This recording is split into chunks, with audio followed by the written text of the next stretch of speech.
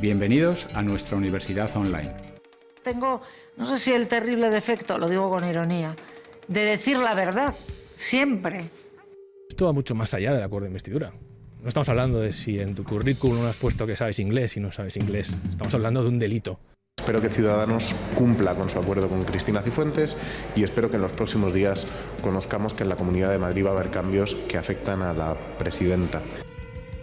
Estad atentos porque hoy salen muchos personajes. Jesús Calvo, profesor de marketing político en la Universidad Rey Juan Carlos.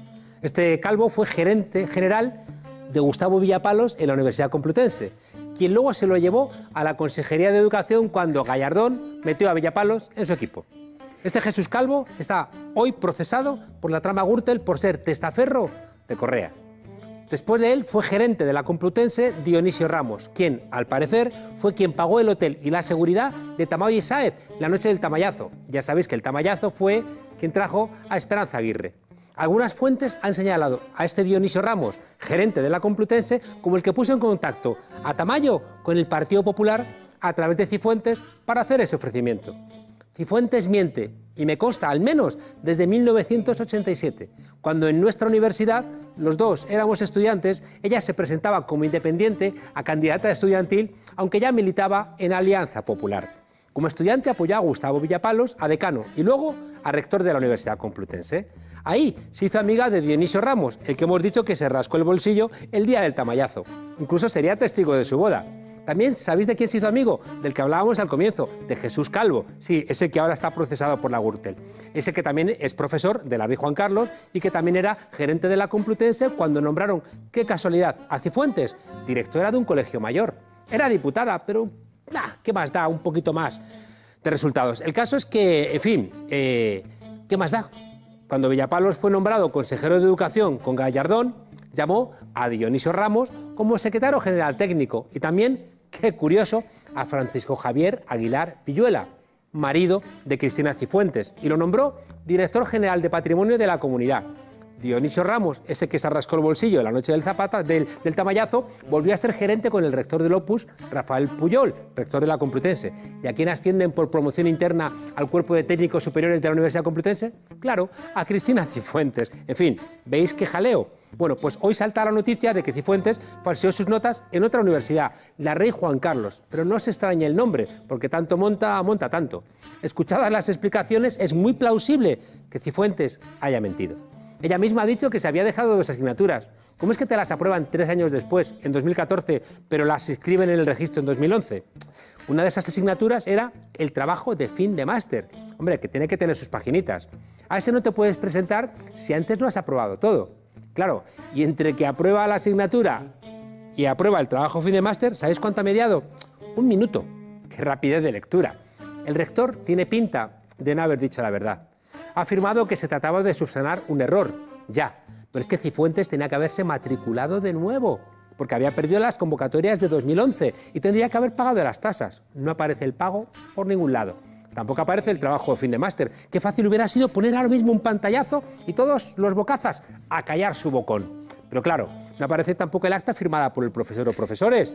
Estos que permiten que se cambie una nota. Vaya, que todo parece indicar que Cifuentes otra vez miente y arrastra con sus mentiras a toda una universidad. Claro, una universidad peculiar, donde el rector era un plagiario, donde el claustro le toleró, donde contrataron ilegalmente a la hermana de Cifuentes, donde nombraron a rato doctor honoris causa y donde los mismos profesores que están detrás de este lío de Cifuentes, qué curioso, terminaron siendo colocados en puestos políticos por el Partido Popular.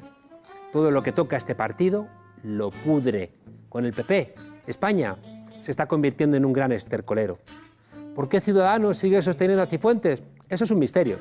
Es un misterio como ese que hace que los no presentados se conviertan en notables.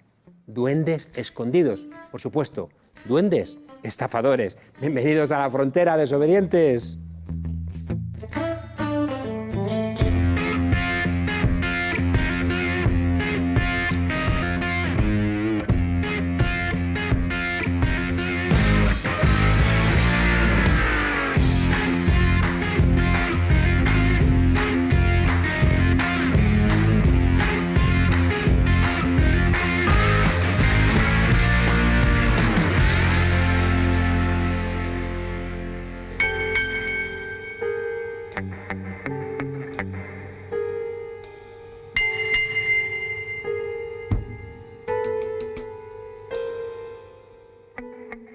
Después de las cloacas de la universidad y de Cifuentes, hoy en La Frontera vamos a hablar de periodismo. Y queremos comenzar con nuestra periodista de cabecera, Patricia López, redactora de Público. Patricia, buenas noches. Cuéntanos, como experta en iluminar cloacas, seguro que conoces como muchísimas conspiraciones en la sombra, con vínculos entre el poder y la prensa.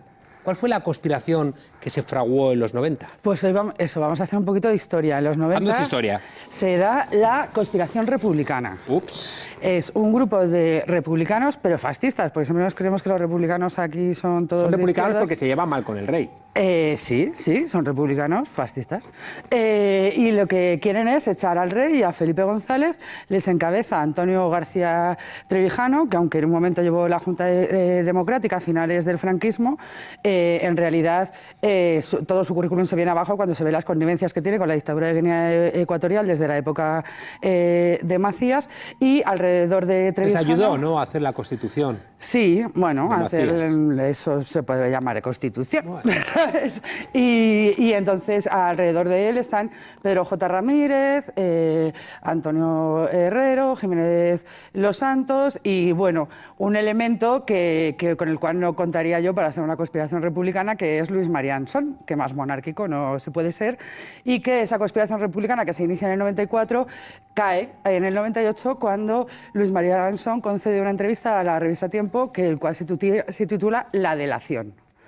En el que pues cuenta todo el pastel que ya había anunciado un amigo del rey y de Antonio García Trevijano, que es José Luis de Vilallonga, en el año 94. Se crea la Asociación de Periodistas Independientes en Marbella, en el año 94, encabezada por este grupo de periodistas, Pedro J. Ramírez, Jiménez Los Santos y demás, en la que se intenta, digamos, decir que ante la hegemonía de Prisa en connivencia con el PSOE y con la Casa Real... Pues, que también era real.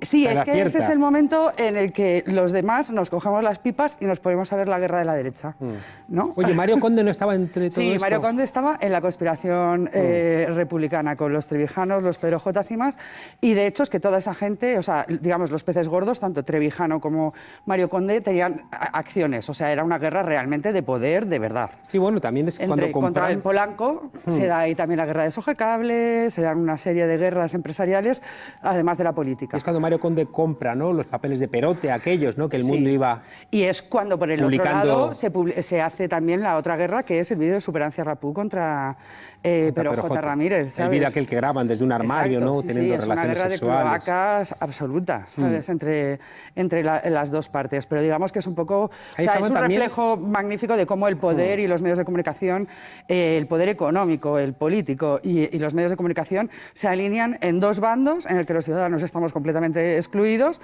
en una lucha de poder en la que se utilizan conceptos políticos sin los ciudadanos. Y que solamente podías saber algo, me acuerdo perfectamente, si tenías la información, si no, podías especular. Sí, por eso unos hablan de república y otros de monarquía, pero ahí no va a haber Oye, los ciudadanos.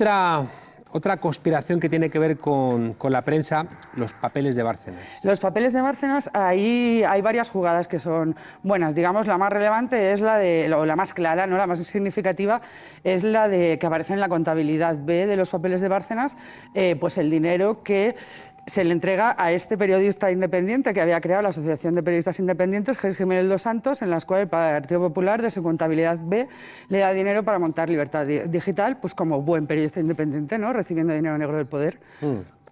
Ese es un gran ejemplo. Esos liberales, ¿no? Eso es muy esos grandes liberales. Sí.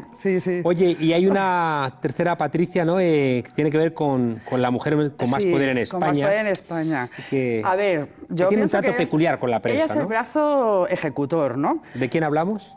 Nuestra querida Soraya Sáez de Santamaría, que es letal, ¿sabes? Ella, yo creo que es el brazo ejecutor, ¿no?, pero también hay cosas que la pillan directamente. A partir de que se destapan los papeles de Bárcenas, empiezan a ver una liquidación directamente de las cabezas de los Uy, ¿cómo estás? Como te vea fumar. De los diferentes periódicos, tanto del mundo, del país, de redactores, de demás, pero yo te voy a contar un ejemplo directo. Y es que en Mediaset teníamos un programa, en 4, Te vas a enterar, se llamaba, por las tardes, en el cual Bajundia Basili nos dijo que hacíamos este programa crítico para molestar al poder y que le llamaran los ministros. Cubrimos el scratch en casa de Soraya y le llamó Soraya Basile. Y ya no existe el programa. No, mira.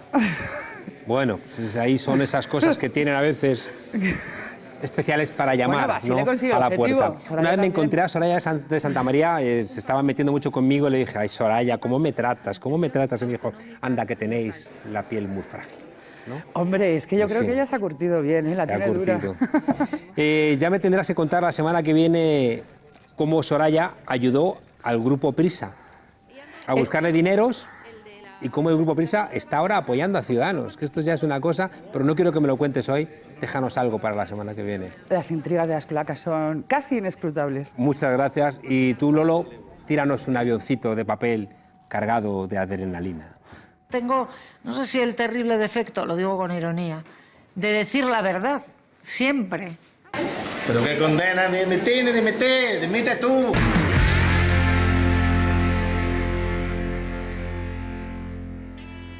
Decía nuestro buen amigo George Orwell, el de 1984, que periodismo es publicar lo que alguien no quiere que publiques. Todo lo demás, relaciones públicas. ¿Y qué razón tenía? Lo vivió siempre en sus propias carnes. ¿Cuántos periodistas hoy pueden publicar una noticia que vaya en contra de su empresa? ¿Cuántos pueden amenazar al director con dimitir si no les publican un determinado artículo? ¿Cuántos pueden negarse a que el jefe de redacción les cambie el titular?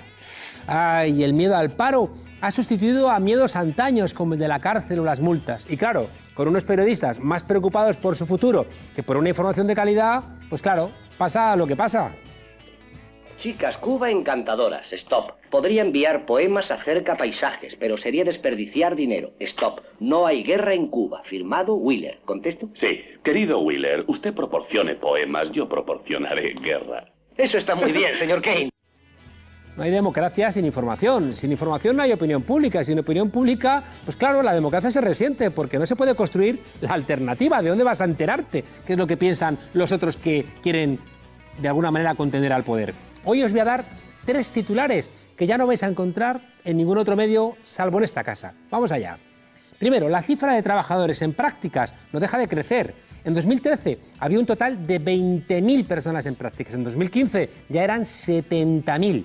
Un aumento del 250% en 2 años. Segundo titular. Vaya, también ha aumentado el número de becarios que no cobran. 6 de cada 10 no reciben salario. Tampoco ningún tipo de compensación económica, ni del transporte. ¿Por qué no llaman becarios cuando quieren decir esclavos? Ahora escuchadme, galeotes. A todos vosotros se os condenó. Os mantenemos vivos para servir esta nave. Por lo tanto, remad y vivid. Becarios, remad y callad. Estas cifras colocan a España a la cabeza de Europa en este tipo de contratos y convenios precarios.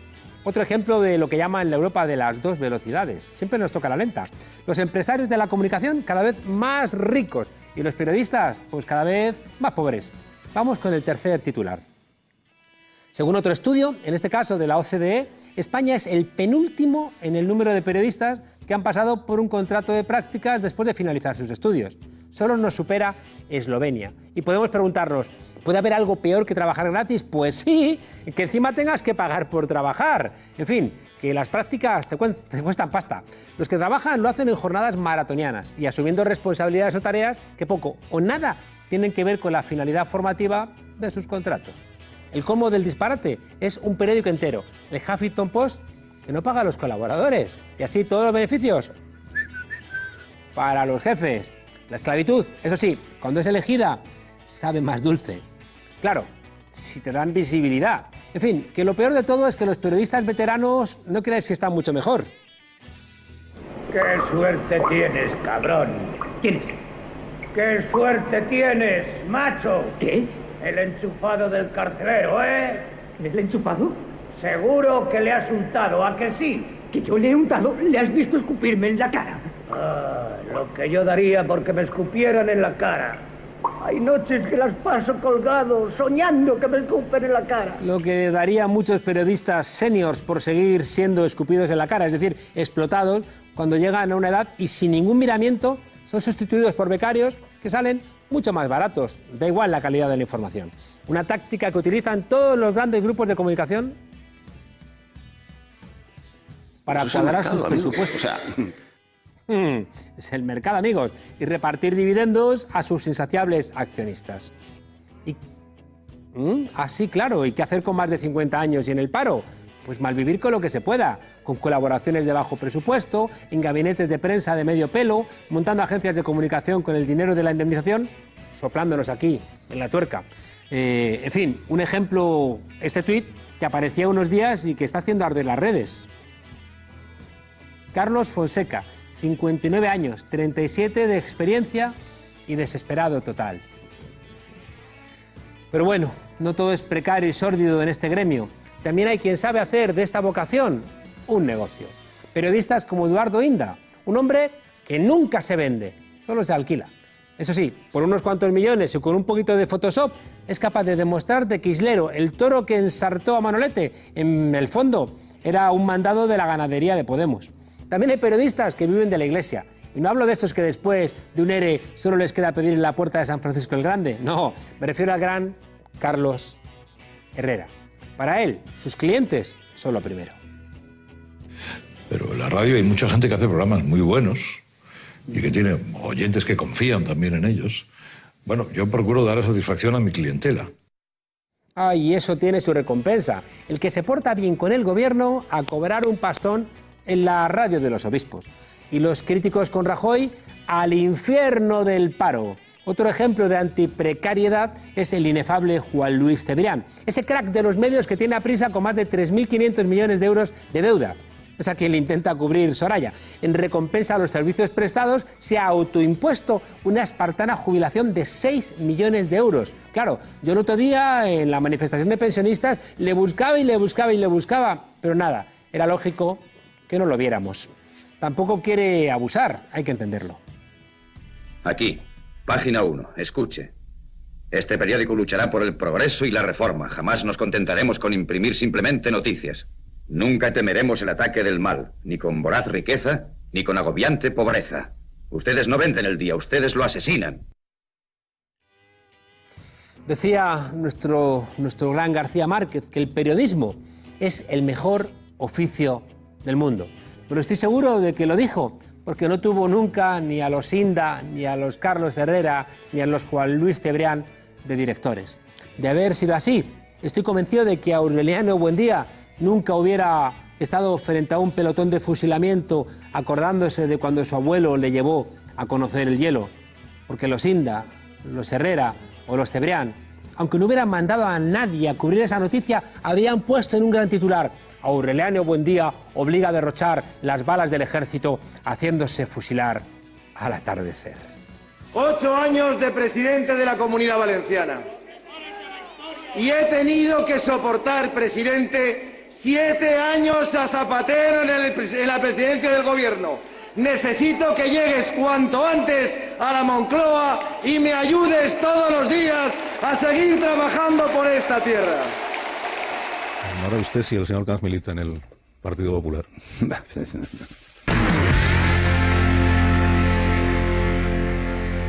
Dice que nació en Libertad y no sé muy bien si se refiere a ese famoso local donde algunos como a mí nos salieron los dientes musicales. Dice que la política es un artículo de primera necesidad y no se pasa de listo diciendo yo nunca pasaré por ese aro, aunque después coge los aros y se los cuelga de las orejas. Dice que cuando los medios mienten, la única alternativa está en el arte.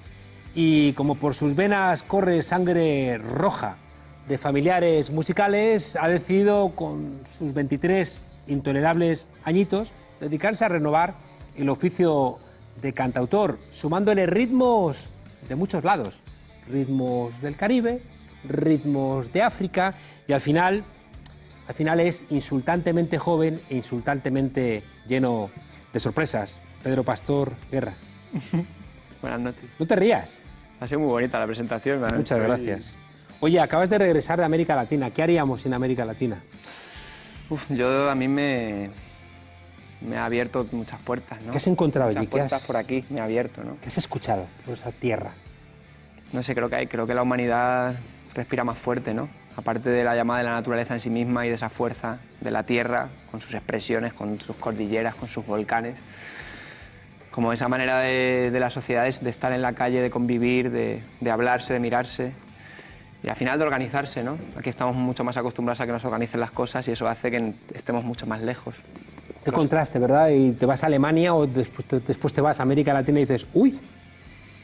Pues sí, yo creo que tenemos mucho que aprender, ¿no? Al final siempre, como así pensando en macro, se dice que tienen mucho que aprender ellos de nosotros porque somos primer mundo, pero yo le daría la vuelta al asunto, ¿no? Y a lo mejor iría yo un poquito para atrás, ¿no? Iríamos un poquito para atrás y aprenderíamos un poco más de ellos. El otro día leía una afirmación de un sueco diciendo que en Suecia había mucho Estado, pero no había comunidad. Claro. Es que en América Latina hay mucha comunidad y no hay Estado. Claro. Entonces es a ver qué quiere cada quien. Yo lo tengo muy claro, ¿no? A mí, vamos, en mi casa somos 8 y viviendo, compartiendo y no sé, las ventajas que tiene, ¿no? Vivir en comunidad, que cuando tú no puedes hacer algo, alguien lo puede hacer por ti y viceversa, y al final es como que trabajas menos para obtener más, quiero decir, en cualquier situación de la vida. Entonces yo lo tengo clarísimo, vamos. Y de alguna manera, fíjate, Pedro, yo creo que escuchando tus letras, como que siempre las atraviesa la idea de que hay cosas que no se gastan y que cuando las compartes al revés crecen, ¿no? No ocurre como un pan, que es verdad que pues, da de sí lo que da de sí, pero en cambio hay otras cosas, ¿no?, que al compartirlas como que se multiplican. Haciendo pan, hablando de pan, en mi casa hemos descubierto la técnica de hacer el pan. Y aparte de que nos sale rico y de que es muy sano comer pan hecho por ti mismo, es algo que podríamos aprender todo el mundo en sus casas en la vida para entender, ¿no?, los procesos de las cosas, ¿no? Y agradecer a un panadero cuando le veamos. Despertarse a las 5 de la mañana para que tengas el pan a las 7 cuando vayas a comprarla, ¿no? Y yo creo que sí, que nos engañan con la competitividad y eso es algo muy occidental, ¿no? La escuela de la competitividad y pensar que siempre por compartir vas a perder y estás ganando. Yo soy de los que creo que se gana. Competencia es con poderes, poder con. Y lo hemos convertido en lo contrario, ¿verdad? O sea, competencia que significaría poder compartir. Con, o sea, ser competente es poder con. En cambio, ¿no?, nos han hecho pensar que la competencia es luchar. Claro, pero no es que no, es competitividad, ¿no? El término en realidad que yo estaba buscando. Es competitividad. Claro, que es como... Competencia es verdad, es capacidad, ¿no? Y competitividad ya es pelea.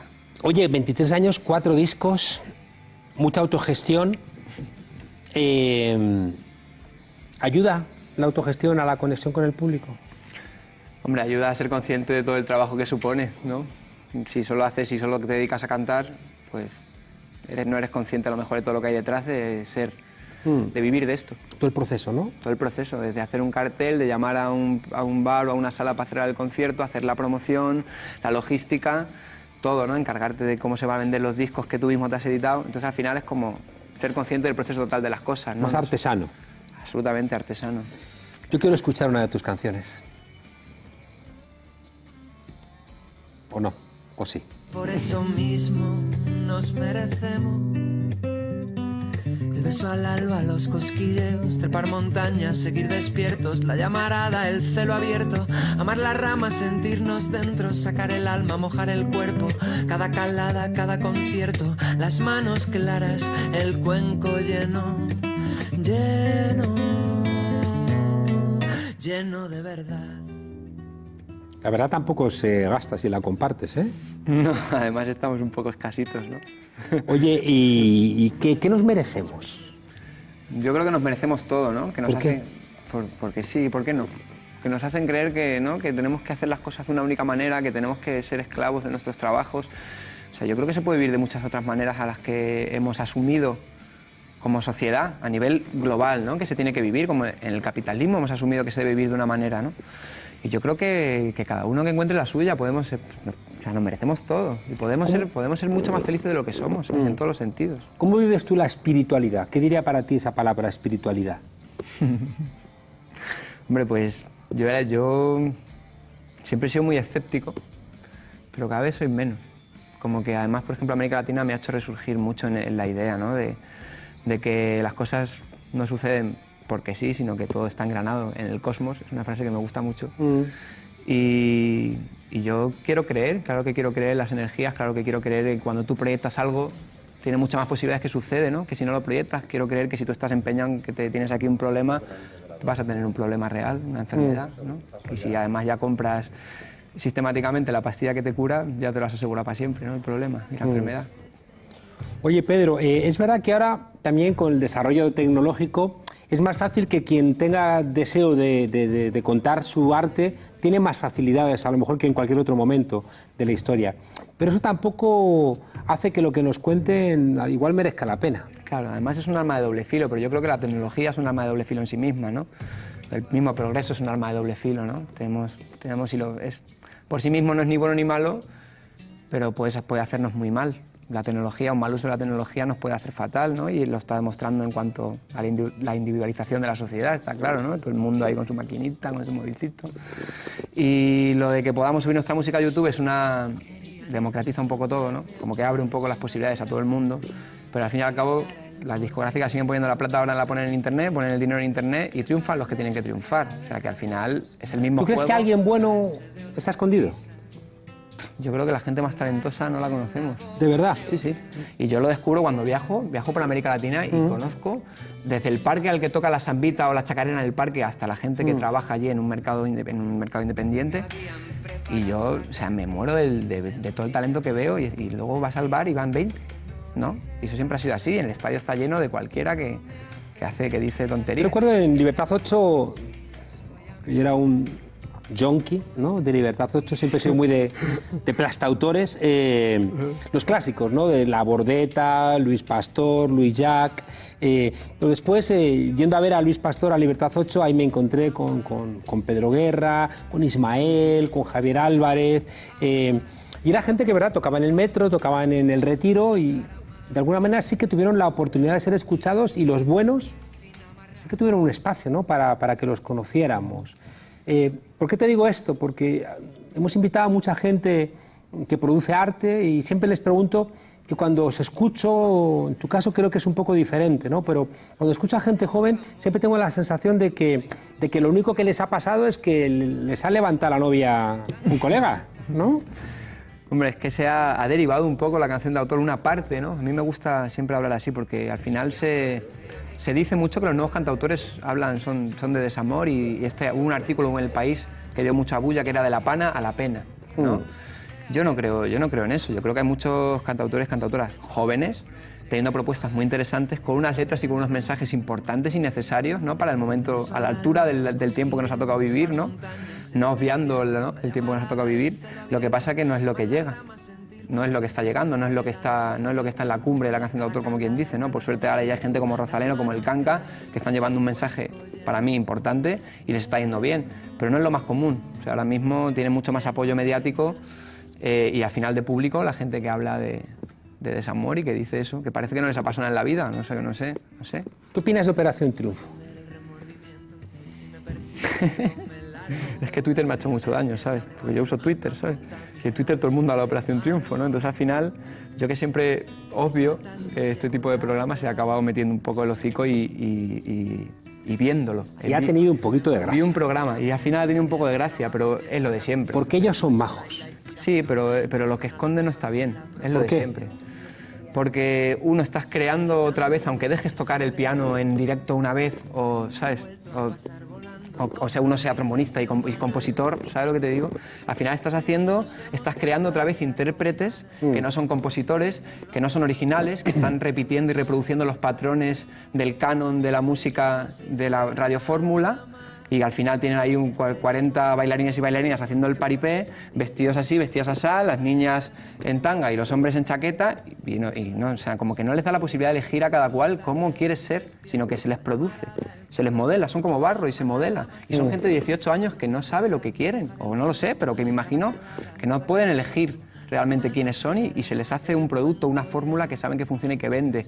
Y ahí están todos rascando dinero de Operación Triunfo, esos chavales. ¿Te acuerdas la película del show de Truman?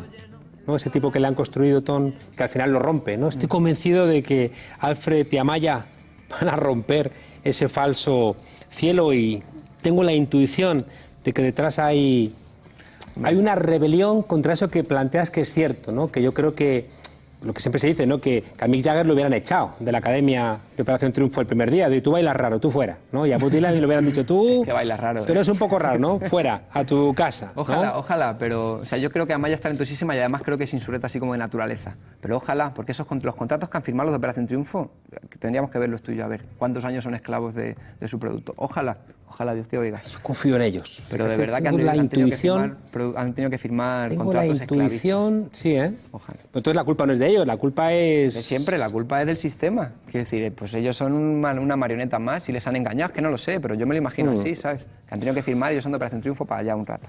Oye, ¿en qué se diferencia un cantautor de 2018 de los cantautores anteriores? El tiempo que nos ha tocado vivir. Yo creo que somos hijos de nuestro contexto al final. Estamos aquí. ¿Qué le dices, cantautor de las narices? ¿Qué me cantas con tu aire funeral? ¿Quién cantaba eso, Craig? Si estás triste, ¿Quién que cantaba? te cuenten algún chiste. Si estás solo, púdrete en tu soledad. Solo cuando lo cantaba Aute. Aute, claro, es verdad. Aute. Marcaron una época, ¿no? Pero, claro, pero los cantautores de los 70 hacían música porque era la manera que tenían de hacer política. Pero de verdad cruda. Estaban luchando contra la dictadura, ¿no? Y al final aglutinaban un poco las voces de los que no tenían voz. Y eran un poco los referentes y los líderes políticos. Entonces, que no nos podemos comparar con los cantautores de los 70. O sea, no nos podemos comparar porque hay que ser consciente del contexto. Yo creo en la verdad, la sensibilidad y la belleza, como las marcas del cantautor. Por eso somos cantautores y no somos cantantes o hacemos otro estilo. ¿Qué es la diferencia? ¿Dónde está la diferencia entre un cantautor y otro tipo de cantantes? Hombre, yo creo que en todo. O sea, en lo que dice, para empezar, pero también en cómo lo dice, ¿no? Sí, con su instrumento, con sus propias composiciones, pero la manera en la que tú haces tu obra y tu carrera como músico también. Porque tenemos que ser gente comprometida, ¿no? Realmente, con nuestro contexto, con nuestro barrio, con lo que nosotros pensamos que nos tengamos que comprometer, ¿no? Y un cantante no tiene por qué. Pero nosotros creo que sí que tenemos esa responsabilidad social porque somos cantautores. ¿Sabina es un cantautor? Iba a decir una barbaridad. Sí, lo iba a decir, sí. Ajá. Pero ¿Sabina es un cantautor? Pues supongo que lo sería en algún momento, ¿no? Pero en algún momento dejó de serlo. A mí es que además nunca me gustó Sabina, ¿sabes? O sea, nunca empaticé con su manera con su código del lenguaje, con su grosería. Yo creo que, hombre, fue importante porque en los años 80 nadie hacía canciones desde ese lugar. Pero a mí no me gusta. Además, quiero decir, y no sé por qué estoy diciendo esto aquí, pero ha pecado de misoginia mucho, ¿no? Joaquín Sabina, yo creo, y eso no está bien. Y yo creo que además en este contexto en el que nos tenemos que reformular cómo somos los hombres y tenemos mucho más allá de abanderarnos nada, estudiar nuestra masculinidad en nuestra casa con nuestros amigos, hablar de cómo somos y por qué somos así, pues creo que deberíamos poner también aquí un gritito, ¿no? Decir, oye, esto que estamos escuchando a lo mejor no... Se ha pasado, ¿no? De alguna manera. A mí no me representa lo que canta Sabina. Has mencionado a Rosalén, ¿no? Que es otra manera también, ¿no? de hacer música. ¿Ella sí sería una cantautora? Sí. ¿O Silvia Pérez Cruz? Estoy pensando. Sí, también. Aunque Silvia Pérez Cruz interpreta muchas canciones de otra gente, entonces ahí es intérprete, pero ella también compone canciones preciosas como la de No hay tanto pan, que está ganando el Goya, que es un temazo increíble. Hermoso. Y Rosalén es una cantautora y aunque hagan discos que sean producidos con un sonido más pop, no dejan de decir, su último disco de Rosalén es un estudio de la historia de su familia. Hay una canción de un vasco que expulsan del País Vasco por ser etarra, y su abuela le acoge en Le Tour, cuenta la historia, o sea, hace una revisión hablando de la ETA, hablando de la memoria histórica. O sea, eso es ser cantautora. Tú has planteado que no se puede hacer música sin incorporar la política hoy en día. ¿Qué quieres decir con eso? Sí, pero es que la política no es más que la manera de organizarse, ¿no? La política es la manera del pueblo para organizarse. Eso es la política. Entonces, es que claro, que no son los partidos, es una cosa más grande, ¿no? Claro. O más grande, pero desde lo micro, ¿no? Claro. O sea, para mí la política es eso. Yo hablo mucho del barrio, yo vivo en Rivas y nosotros tratamos de hacer todo el barrio que podemos porque yo creo que la política pasa por ahí, por ver qué necesitan tus vecinos y en tu círculo de posibilidades actuar y ayudar. También, pues luego, pues está la macropolítica y bueno, ahí está. Pero a mí eso se me escapa, me parece mucho más difícil. Y además creo que ahí entran los poderes económicos y entonces entramos en un terreno donde yo no sé. Pero yo sí sé que puedo hacer política en mi barrio y sí que sé que puedo hacer política a través de la música, dando ejemplo de cómo autogestionarme y de cómo vivir de lo que yo quiero sin nadie que me diga cómo tengo que trabajar y cuántas horas tengo que trabajar al día. Eso también es política. Rivas es un sitio especial, ¿no? Como el otro día intentaron, ¿no? Sembrar una mentira, ¿no? Diciendo que estaban implicados en algo que era una radical falsedad, que hasta todos los concejales de todos los partidos tuvieron que hacer un comunicado diciendo lo que ha intentado el diario El País, ¿no? Queriendo acusar a Rivas es una gran mentira. ¿Qué has mamado en casa, qué has mamado en tu entorno de tu condición musical? Pues más allá de la música en sí misma, creo que he mamado mucho en lo que está alrededor de la música, en lo que no se ve, en cómo se organiza una carrera musical, en la coherencia, ¿no? Si quiero vivir de esto siempre tengo que ser coherente a mí mismo, ¿no? A nadie, a mí mismo. Y cuando era un niño casi vino la Warner a comprarme el disco, si yo no hubiera nacido en mi casa, yo me hubiera dejado engañar. Hay dos cosas que has planteado. Me considero amigo de tu padre, de Luis Pastor, de tu madre, Lourdes Guerra, y de tu tío, ¿no? Pedro Guerra, ¿no? Y creo que son personas muy coherentes, ¿no? Porque es verdad, cuando tienes un éxito más amplio, no tienes ahí una pelea, ¿no? ¿Dónde está la frontera para no dejarte vencer, ¿no? Por esos duendes del mal. Es difícil, ¿no? El éxito es muy difícil, ¿no? O sea, yo no tengo demasiado éxito, pero ya me puedo dar cuenta de lo difícil que es ser alguien exitoso, ser alguien referente, ¿no? La gente te trata raro. Quiero decir, es muy difícil mantenerte en ti, en tu cordura, en tu manera de pensar y de ver la vida, en la horizontalidad, porque todo el mundo trata de ponerte en un escalón por encima, pero tú no quieres estar en un escalón por encima, entonces es muy difícil lidiar, ¿no? En tu día a día, en tu cotidianidad, con la gente que a lo mejor te idolatra, lo que sea, ¿no? Y luego ya no te cuento de la gente que quiere comprar, ¿no? Que quiere comprarte y te ofrece el cielo para obtener beneficio de tu obra, ¿no? Porque eso pasa diariamente en la música. Entonces es muy difícil, pero yo recuerdo creo que a Javier Álvarez, que fue una persona, creo que muy grande, y hacía la misma reflexión que tú acabas de hacer, ¿no? Es decir, que de repente me sobrepasó, ¿no? Toda esa gente a mi alrededor. Y Javier lo pasó muy mal. Lo pasó muy mal, sí. Claro, Javier tuvo muchísimo éxito, ¿no? Pero bueno, la verdad que hay que trabajarse mucho a uno mismo y hay que darse cuenta de lo que uno es y qué privilegios quieres tener, es lo de siempre, ¿no? ¿Qué privilegios quiero tener yo? Porque a mí me los dan todos, yo soy artista, pues todos los privilegios para ti, ¿no? Quiero decir, no a nivel social, sino desde el público, ¿no? Desde la gente, en su trato, en su relación contigo, la gente que no te conoce, que te admira. Hay que decidir dónde quieres estar, ¿no? Y ahí entra la coherencia, ahí entra la política en la vida que tú construyes, ¿sabes? Pero hacéis música y también veo que hacéis mucha poesía al tiempo, ¿no? Es decir, que yo he contado varias veces que me emocionó en la Semana Negra de Gijón esas noches larguísimas, esas noches blancas, ¿no? De gente joven saliendo a recitar poesía con un convencimiento, ¿no? Con una fuerza. Claro, que me emocionó porque siempre lo he anhelado yendo, por ejemplo, a Colombia, ¿no? Y viendo cómo se vende allí poesía, cómo la gente adora la poesía y decía, yo quiero esto para mi país. Y lo estáis haciendo vosotros. Es increíble el lenguaje poético de América Latina en lo popular. Ya no te hablo de, ¿sabes?, de las ferias del libro o de los ciclos, sino en lo popular, esa intensidad y ese lenguaje poético que se utiliza todo el rato. A mí es una de las cosas que más me sorprendió de América, ¿no? Y lo que dices, hay ahora mismo entre los jóvenes, también entre los cantautores, estamos haciendo poesía. Bueno, yo me desentiendo un poquito porque yo hago música, aunque escribo mis poemas, pero no los llevo al escenario, ¿no?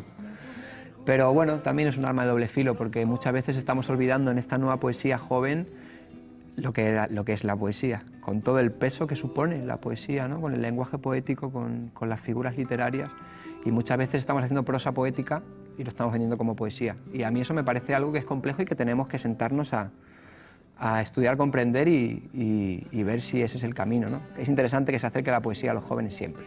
Yo creo que está muy bien que todo el mundo escriba poesía, hombre, pero no hace falta publicarla, ¿no? Claro. No hace falta que pero la sí, que al publique todo el final, mundo, ¿no? Que la poesía es poesía y tiene mucho peso y en la historia ha sido muy importante, ¿no? Y en España hay mucha gente que se ha exiliado, que se ha muerto por hacer poesía, que la han asesinado por hacer poesía, ¿no? Y eso como que se nos olvida un poco en el consciente colectivo cuando asumimos como poesía lo que estamos haciendo ahora los jóvenes. Y a mí eso me parece que es un punto de reflexión, ¿no? La importancia social que tiene la poesía y que tiene que tener para mí. Déjame hacerte una última pregunta. Respetas mucho lo que lees y respetas mucho también lo que escuchas. Y seguramente porque eres un buen lector y eres un buen oidor, ¿no? También eres un buen cantautor. ¿Es posible, sin leer, sin escuchar, hacer música o escribir? Pues sin leer hasta quizá. Sin escuchar, seguro que no. Y sin vivir, imposible. Sin estar vivo, sin tener el fuego encendido, quiero decir, ¿no? Si tú te encierras en tu casa y te pones a leer todos los libros del mundo, ¿sobre qué vas a cantar? Sobre lo que lees, pero eso no está vivo, ¿no? Eso ya lo ha hecho alguien, el escritor ya ha vivido para escribir lo que tú ahora lees. Pero hay que estar vivo, hay que estar despierto, hay que estar atento, hay que moverse, hay que salir, hay que buscar.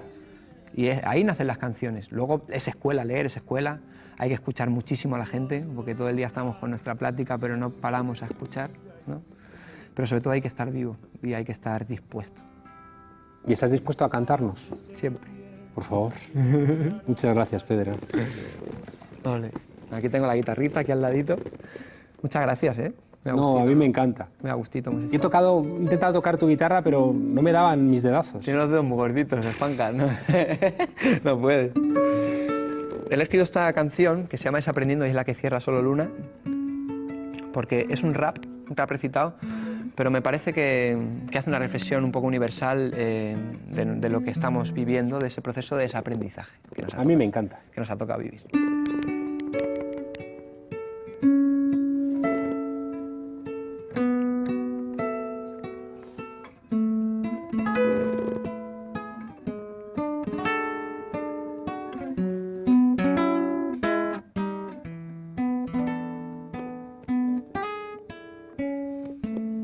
De lo caminado, desde lo aprendido hacia todo lo que nos queda por aprender, cada paso errado, cada beso herido, cada vaso que he bebido sin saber por qué, desde lo callado, de lo compartido hacia todo lo que nos queda por comprender, cada abrazo dado, abrazo tendido, cada vez que yo no he sido y nadie me cree, desde lo perdido, por los apartados, por los desaparecidos del Estado, porque no siempre estuvimos a la altura y puede ser que mereciéramos lo que votamos, desde lo luchado, por las luchadoras, por las madres que crían sus hijas solas, por las que sembraron soles que alumbraron el camino, las que aullaron a la luna y así hallaron un sentido, desde lo ganado, contra el patriarcado, este verso va cargado de futuro.